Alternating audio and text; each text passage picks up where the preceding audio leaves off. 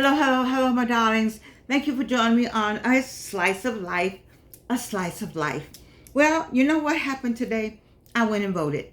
Today is Tuesday in Atlanta, Georgia, 2023, June 17th, 18th, 18th. And I didn't vote early voting.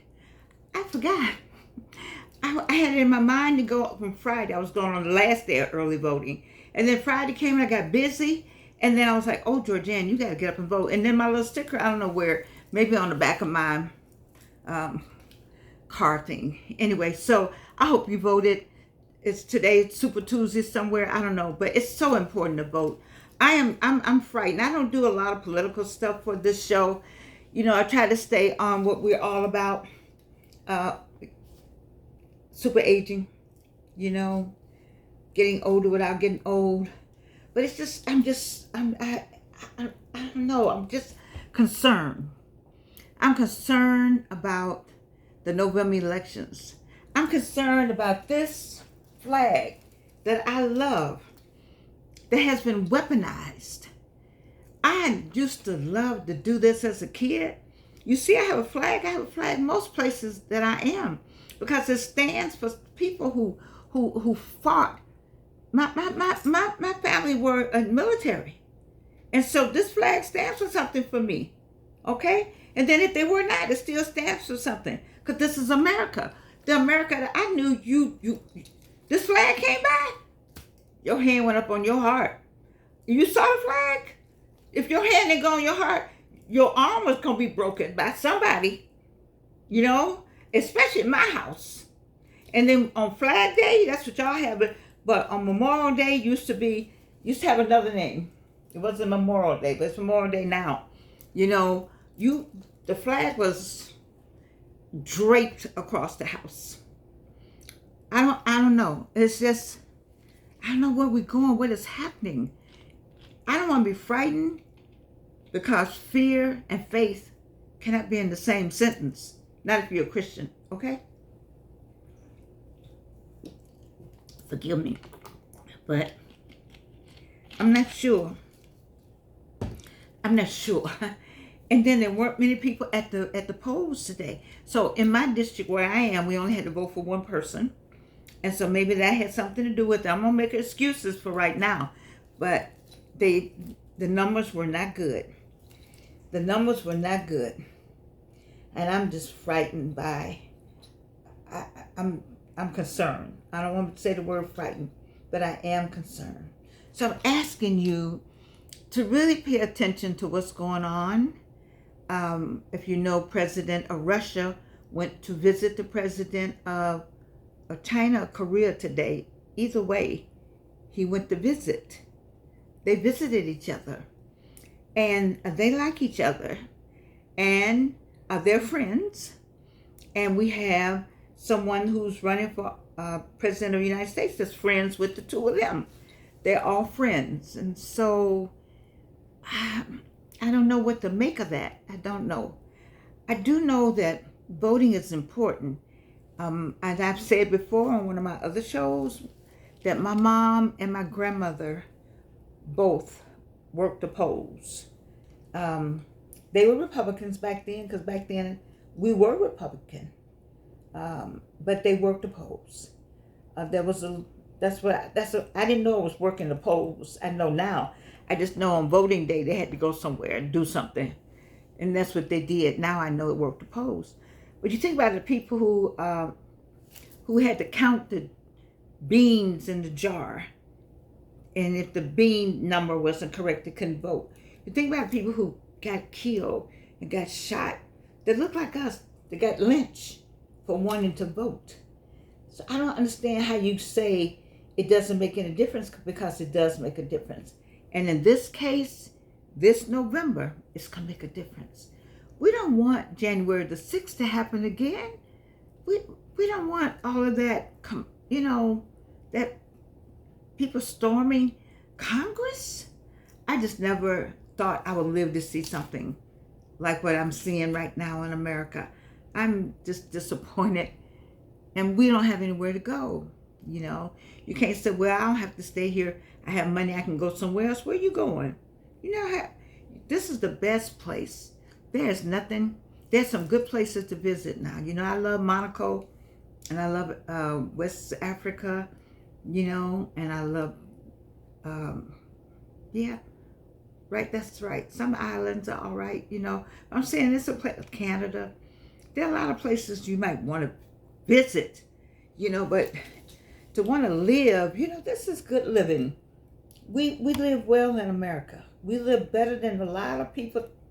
A lot of people want to come here. Why do you think people are crossing the border? There are people sitting on the other side of this screen wishing they could just be like in this little space that I have. You know, wishing they had. This is real wood back here, people. You don't find this wood everywhere. You see? Now, people may laugh because, oh, we don't have houses like that anymore, all the new houses. You know, but I like this hardwood right here. I like it. If I had to take this wood down, I would put it on the ceiling. You see, so you could tell it's a lot of wood. This is an older house, but it's well made. And there's some people who just like to have this space right here that are on the other side of this screen. We take a lot for granted in America, and I'm really sorry that we do that, because we have so much, and we have access to so much. And you on the other side, you can see that. And I want you to come here and help build the next 200, 300 years. I like for the country to thrive and grow and people have good lives, because everybody that's born is going to die. And so you have to come and refresh and replenish and, you know, what's the word? I don't know. Furbish and all the things you have to do to make this a better America. We want America to be, we want America to be better. We want America to be better than what it is now. You know, my voting today really made me feel that I was a part of America. And, you know, that's why I do this show. I do this show because I want you on the other side, wherever you are, to have a better life, a well-lived life. If you want to come over here with us, come over here and visit, want to come and stay, you know, there's a process for all of that. If I want to come visit you, I'll come visit you. But we're all human beings. We all working for the good of God who sent it who sent us here. You see, we're here to help one another. We're here on a mission for the Lord. That's why we're here. And part of my mission is to help you have a better life. So anyway, let me tell you the other thing that happened to me today. I was so happy. Have you ever looked for anybody on Facebook? I looked for some people on Facebook. Took me a year to find them, but I found Edna and Laura Farley, Farley, the Farleys down in Florida. I worked for them through Warner Time Books in New York. They had the contract, I had the subcontract. And we did book tours. That's why I told you I know Vanna White and all those people. They had to come by me because that's what Edna sent them to me. Well, they both are in heaven now. And I just wanted to know where their kids were, because I couldn't, by the time I got back to finding them after life and cancer, you know, I just disappeared, but I didn't mean to disappear like that. But by the time I got back to Georgia, they had already been called to heaven. And I was so disappointed. I said, if I can just find their kids. So I put something on Facebook a year ago, and the son found me yesterday. Oh, Lowell Farley Jr. and his sister I spoke with by phone today, Elizabeth Farley Gomez. Just awesome. Their parents were, they fought to make sure they didn't take anything off anybody. I put it like that. They had two people, me and one other black person, that handled their brand niche brand name authors that were Time Warner top shelf. And when people try to have an attitude because maybe they didn't know that black people did this, or maybe they didn't know in Atlanta black people did this. Edna Farley did not play, period. And Lowell didn't either. And I don't know who the other person is, and maybe Elizabeth can find out who the other person was. But they did not play, because we were, as long as we did what we were supposed to do, I did what I was supposed to do. I was Georgian, younger, fresher, energy, and I had, and when Alvin got older, she would help me with the people. Elizabeth helped her parents, and Lowell Jr. helped them, and Evelyn would help me with name brand. I think Evelyn did the bell curve person. Anyway, I think Evelyn did the tours for me a couple of times, to make sure everybody was, as long as we stayed in the mix, so to speak. It was a wonderful experience, and they were wonderful people. And to find their children, for me, because I'm the same age as with the parents, and the children are the same age, I think, with Evelyn. And so to find them today warmed my heart. I feel like, okay, why was I trying to find them? I was trying to find them because I felt like they should do a book. Because people didn't know such a thing existed. Now we have internet and all kind of things, but back then we had paper and pencil, pen, and a typewriter. And Elizabeth told me today she typed things for her mom. So and I still have all the typed papers that Edna sent me. I still have all of them. I don't know why I kept them, but I did. They're treasured now. They're treasures. They tell you exactly where Richard Simmons went. Exactly. It's all kind of information on those papers. Anyway, I have a stack of them here, and if she needs them, I'll send them all to her to do a book. We need to have a book out, and I told her we should call it Farley Follow Up. The Farley Follow Up. Farley Follow Up. And why Time Warner should do the book. So Time Warner, listen to me. You need to do the book with Farley, Edna Farley. She was way ahead of her time. She was a smart PR person, that old-fashioned PR person, that really dotted the I's and crossed the T's. It was never about money. It was never about money. It was always about the service, always about making it better for somebody. And that's why I feel so good about finding them. And that's why I do this show, because I always want you to know it's always about you and doing a service for you. What is it that we can do to make your life better? What can I say to help you make your life better? And who has heard they have cancer that need to look at me so I can say, I'm not saying look at me, I'm the live all the best all and all of that. I'm saying look at me, I've been there, and I can talk the talk with you. I can walk the walk with you and get you on the other side.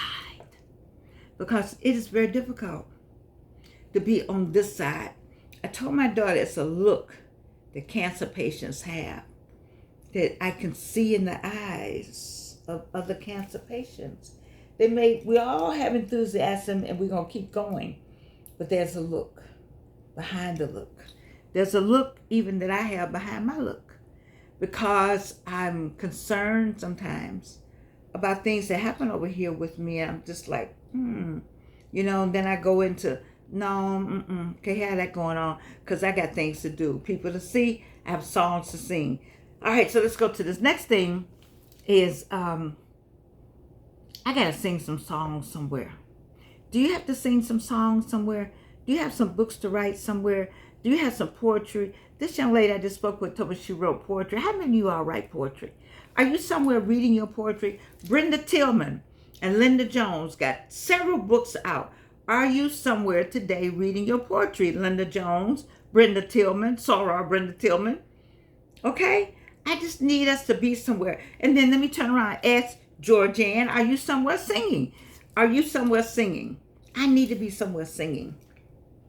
I got all the different things going on. I have the greeting cards, the book, the show. The singing is falling off, and I don't want the singing to fall off. I go and try to play me a song and sing me a song, but I need to sing somewhere. I talked to Tafasi briefly. He's busy. But I don't know where we sing. One Phil Davis, he's busy. He just got a big appointment. You know, I'm not a brand around here in Atlanta. There's only certain names around here in Atlanta that people know, and that's not my name is not in that group. But you know, if I could just think if I can go somewhere and sing, I would feel so much better. I'm gonna work out where that is that I'm gonna go and sing. I'm not sure where it is right now. But anyway, I got a lot going on, and I'm grateful to God. I'm grateful to God for every good gift that He's given Evelyn and I. You know, we have this book, her book, Lord Have Mercy. How many times have we said, Lord have mercy? How many times do we say, Lord have mercy all the time?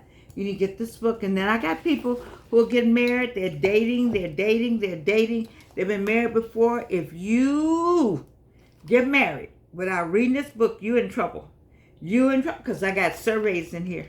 And you need to do the surveys are you by yourself. And then it's a survey with you and your partner. I got surveys in here.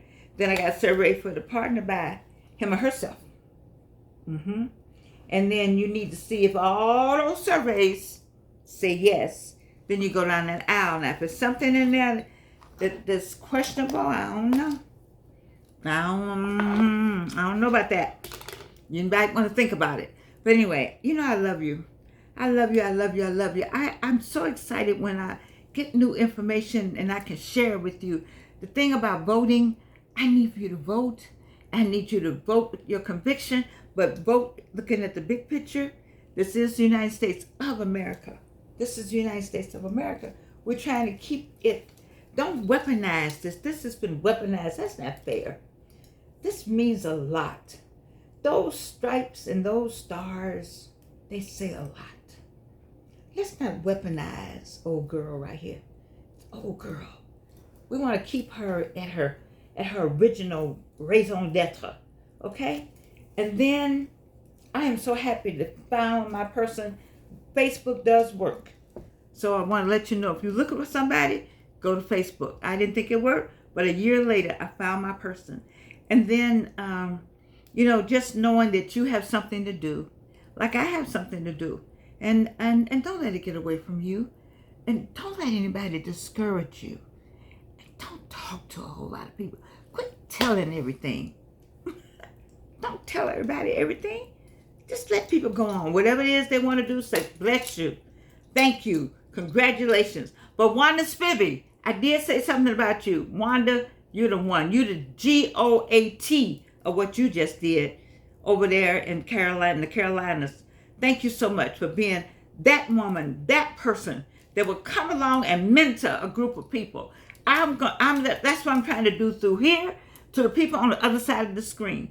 You see, but you did it in person. You made 6 or 7 women understand what it was like to have women support you, mentorship, lifting you up, giving you that push you need. We all need a push. We all need somebody to lift us up. We all need somebody to hug us and be truthful about it. We got so many people who lie and want to steal your ideas and want to slow you down, take your ideas, mad with you because you're smart enough to say, I'm going to keep going. Listen, everybody out there, keep going. Don't let anybody steal your thunder, and quit telling your business to people and because they act like they love you, they do not love you. They just, what's she doing next? What they doing next? What they doing next? They don't love you. You know who loves you? God loves you. He gave you something to do. Are you doing that? Do you? I love you. I love you. Oh, I'm going to get some teeth. And you can't do anything about it.